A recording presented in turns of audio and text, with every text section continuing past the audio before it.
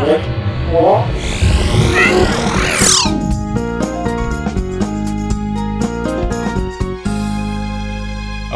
yes. Speaking of George Knapp, I do have a video of him. He is talking about Area 51 and the Storm Area 51 meme that's been spreading across the internet just like a virus that no one has seen before. It's just all over the place. I believe right now the confirmed people going to the Storm Area 51 is well over 1 million, with people interested in going at 1 million. The United States Air Force has had to come out and address the situation, and George Knapp is going to be telling us what is going on there, what you can expect. He breaks out a map on his TV station. Comes from 8 News Now, and this is George Knapp maps out Area 51, and I'll see if I can play this for everyone so we can all listen together, we can all look together, and consume this information together. Here we go. Let's play this thing.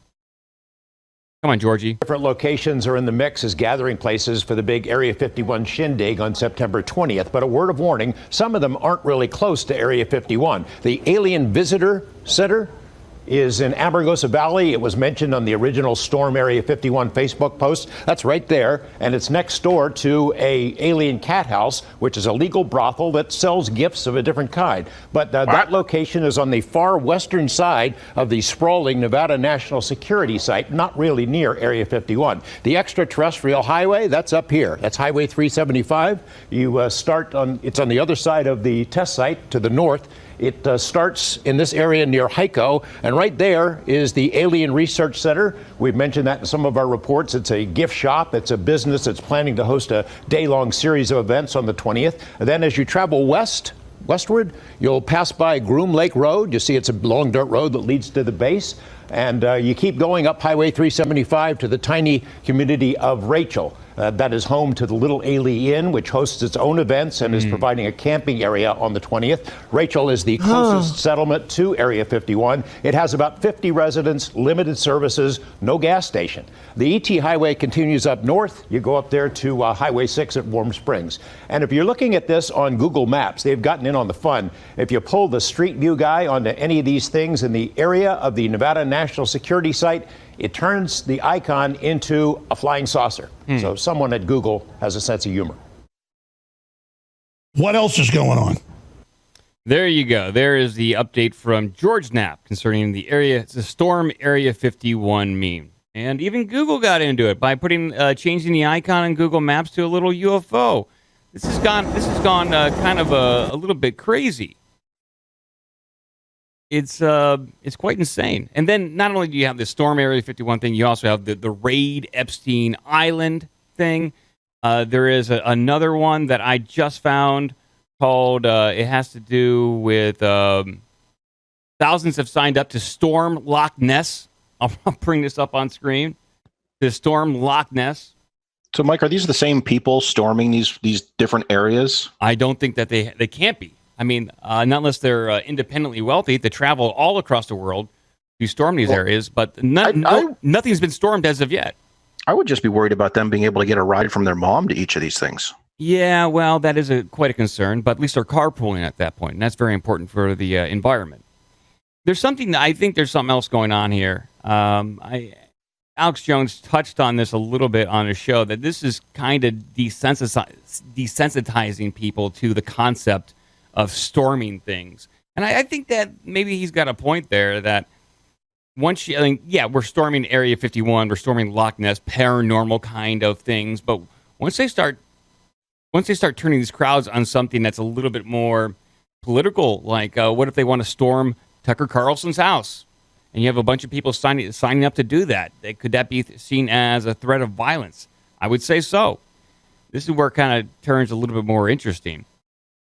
I had considered I was considering going up to Area 51 to cover this. I'm about 5 hours away. I don't think I'm going to do that. I think there's a lot of problems with that. I think we're going to find out there's going to be maybe a couple hundred people that are going to show up for this meetup.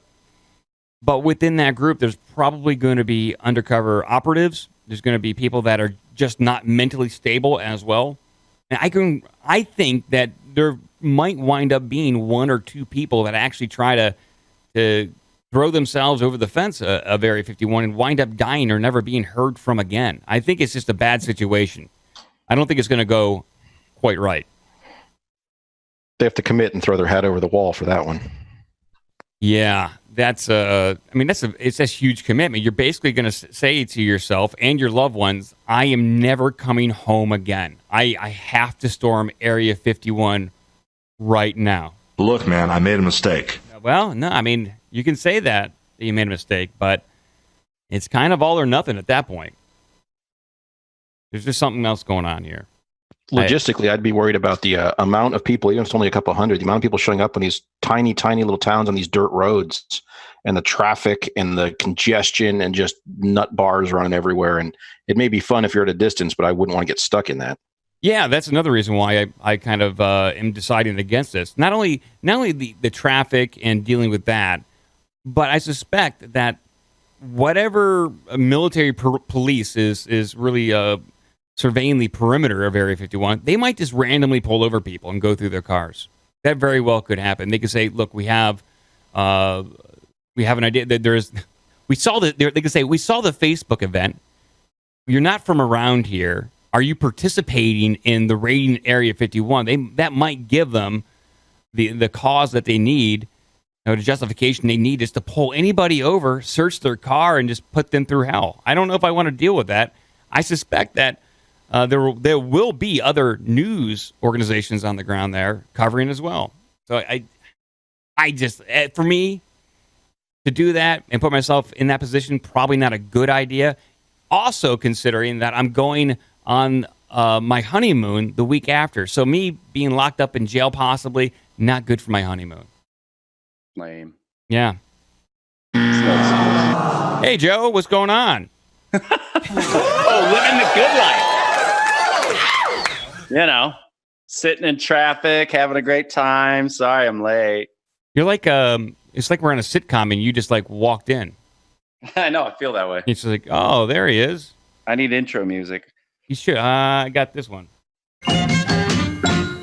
There you go. Yeah.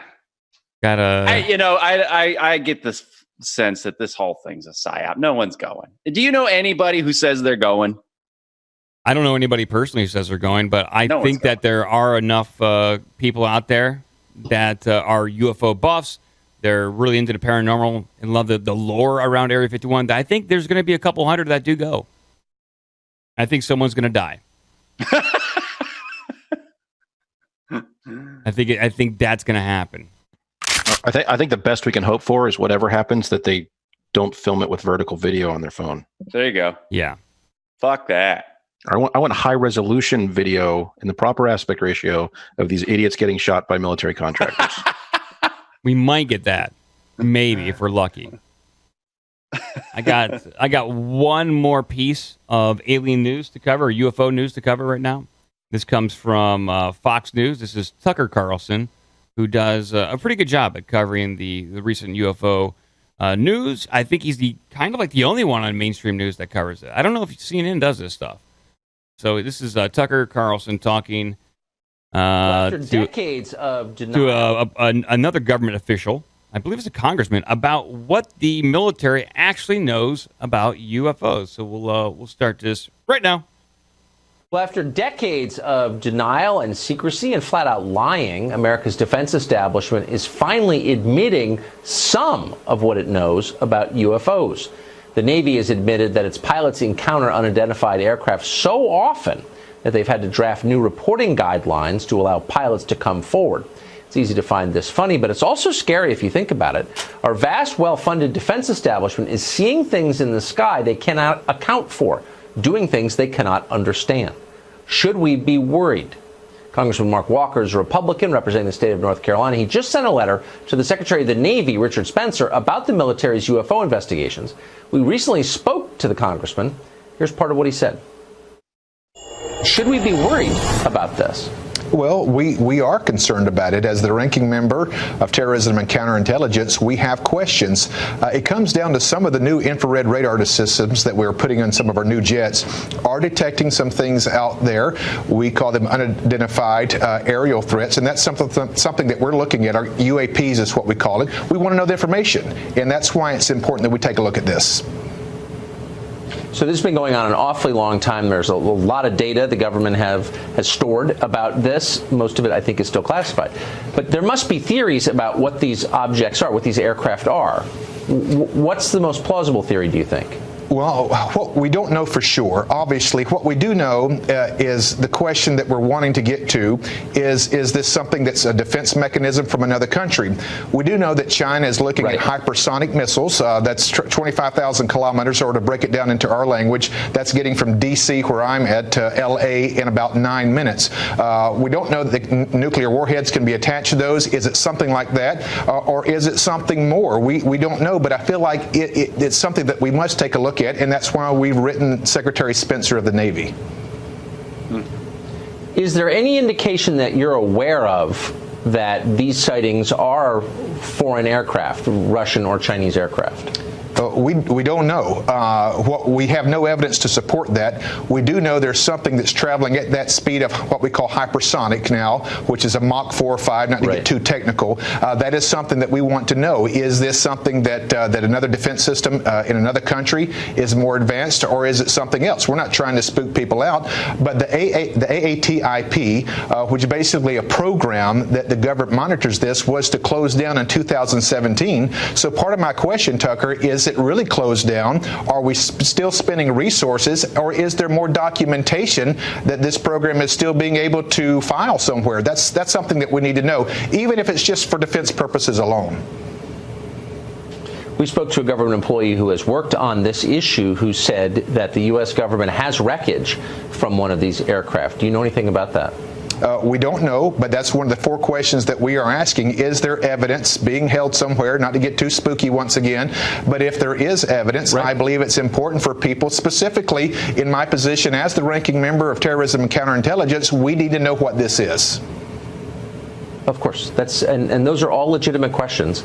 And I'm grateful that you're not being bullied or mocked into not asking them. Please, I hope you'll come back and tell us what the answers are. We look forward when we find out the coming back. Thank you, Tucker.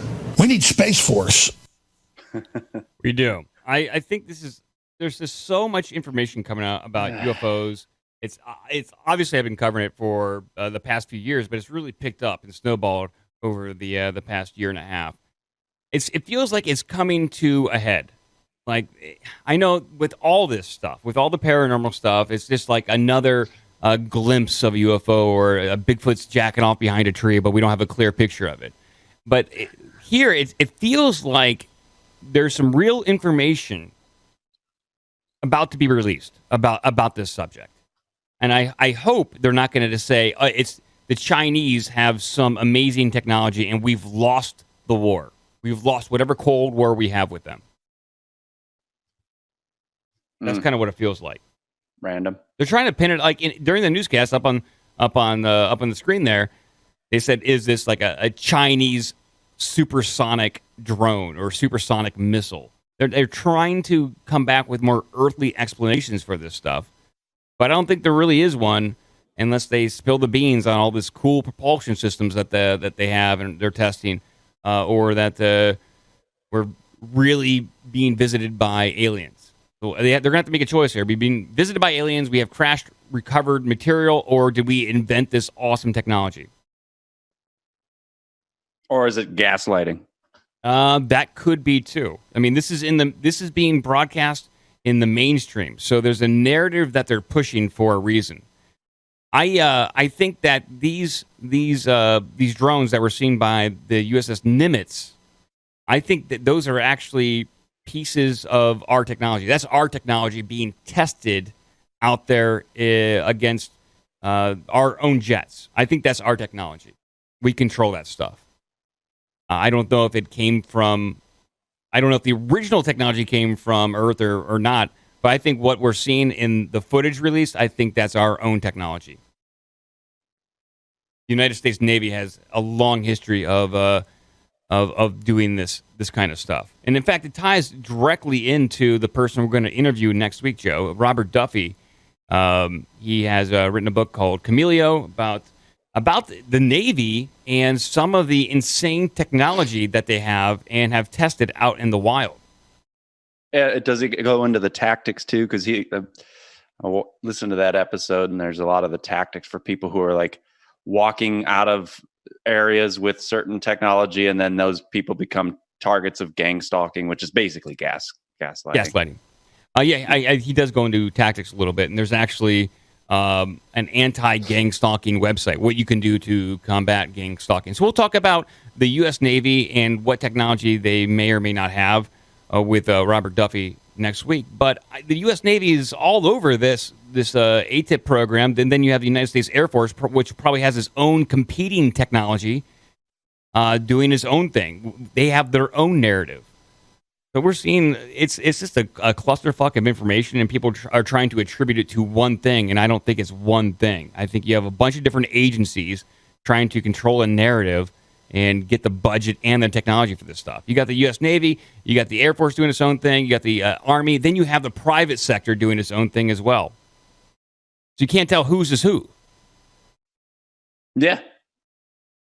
I got one more story. I have to bring this up because this is. You said you had one. I know. I lied, Joe. Yeah. Pile it on. One That's what more. they come for. No. Yeah. And this is because Blink-182 guy hasn't found aliens yet, but he did find some weird metals. Like any 30-something with a one-time penchant for power chords and poop jokes, I'm a recovering Blink-182 fan. If you were an impressionable teen in the late 90s or early aughts, the gateway for pop-punk trios, patented mix of syrupy harmonies and nonstop F-bombs hooks. Terrible music is what they mean. Yeah, it's just, okay. I'm just going to read down a little when they get to the actual metal part of this, because that's what I'm interested in. So DeLong is getting somewhere. Even if he hasn't found aliens yet, he may not have, even if he hasn't found aliens yet, and might not have enough coin pending a lucrative Blink reunion to see his mission through. But he marches on in search of the truth. One discovery of a strange space metal at a time. Last week, the Stars Academy announced that it has acquired several pieces of metamaterials from investigative journalist Linda Moulton Howe. Per a press release, the metals are reported to have come from an advanced aerospace vehicle of unknown origin. The structure and composition of these materials are not from any known existing military or commercial application. Steve Justice, COO of To the Stars Academy and former head of advanced systems at Lockheed Martin Skunkworks, said in a press statement. So they've been collected from sources with varying levels of chain of custody documentation. So we are focusing on verifiable facts and are working to develop independent scientific proof of the materials, properties, and attributes, Justice says. In some cases, the manufacturing technology required to fabricate the material is only now becoming available. But the material have been in documented possession since the mid-90s. We currently have multiple material samples being analyzed by contracted laboratories and have plans to extend the scope of the study. So there you go. Now we have Tom DeLong in possession of metamaterials. So he's probably going to build like an Iron Man suit or possibly some doomsday device.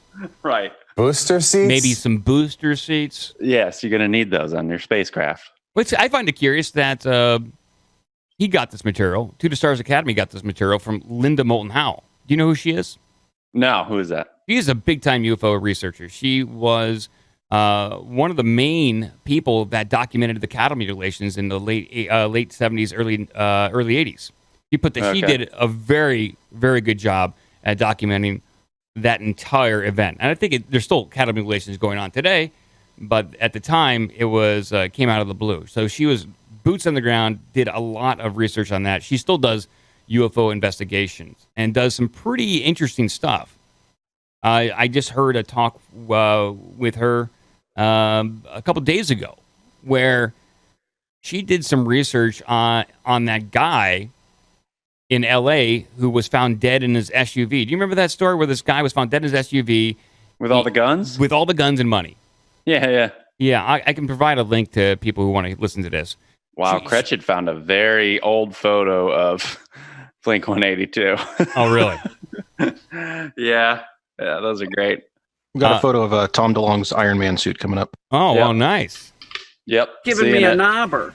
Yeah, I think I have that. Is that something I can have? You can have a knobber. Okay. There's plenty of knobbers to go around. But anyways, real quick, I'll wrap this up. Lindholm Moulton went on this talk and this research where she interviewed some family members and people around that person who died. It was initially in the report speculation that he's part of the CIA, but people around him said that this person who died flat out stated that he was an alien hybrid. And that one of the items that were found in one of his many storage areas was a vehicle that was waterproof and could go under the water. Some crazy stuff. Yeah, that was a crazy one. Insane stuff. So did we get any verdict on that? What's our takeaway with that guy? On Lash? The gun wallet guy thing, or gun SUV guy. There's no verdict on that, and I don't believe as of this time there's been any sort of DNA testing done on the body. The weird thing is that they found his partner at the time, his female partner at the time, actually packed his body in dry ice. So he's left in the vehicle, and dry ice was found around him.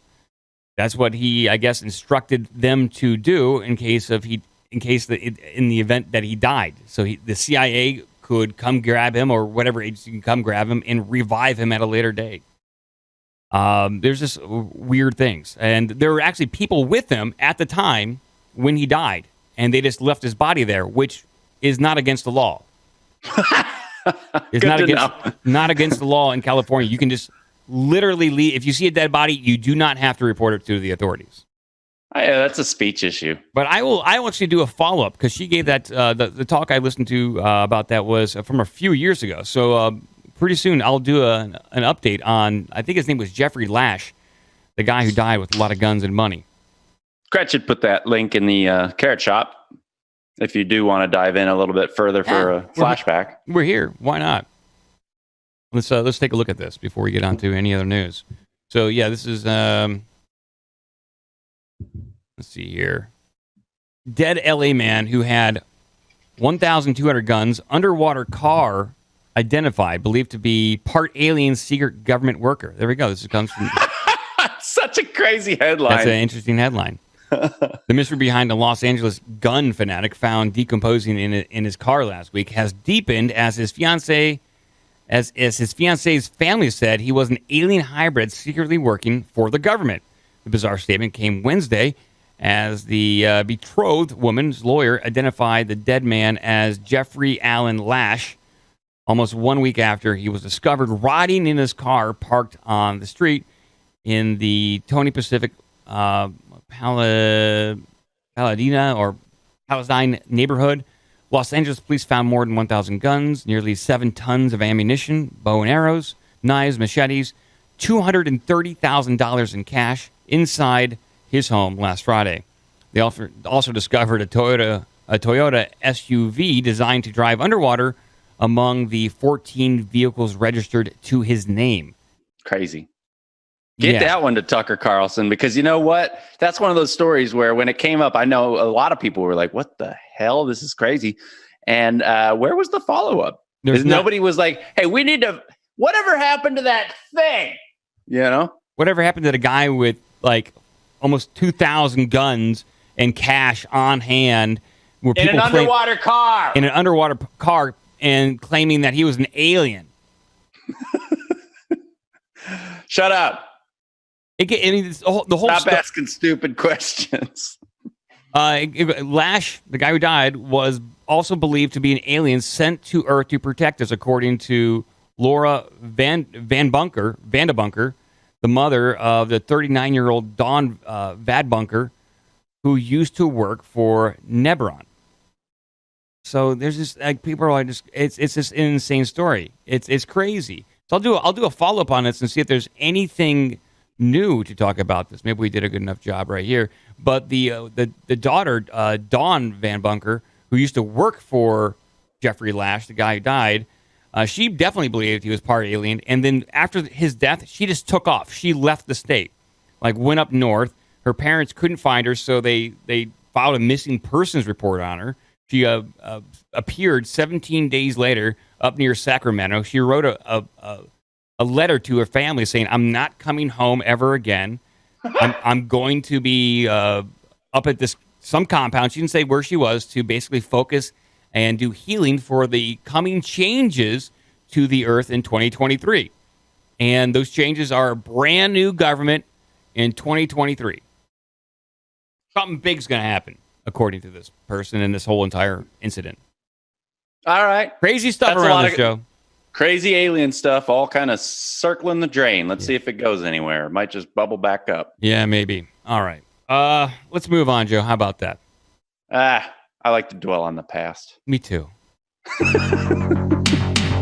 Excuse me. Dump all you want. They're not dumping so much anymore, you notice? Yeah. I love the way he kind of tucks that, you notice. Good. You got anything for us, Joe? You got anything? Oh, God, there's so much.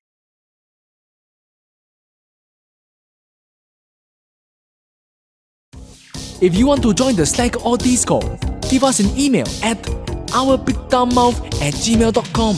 Check out OBDMpod.com for all the social media and donation links. Be a part of the magic.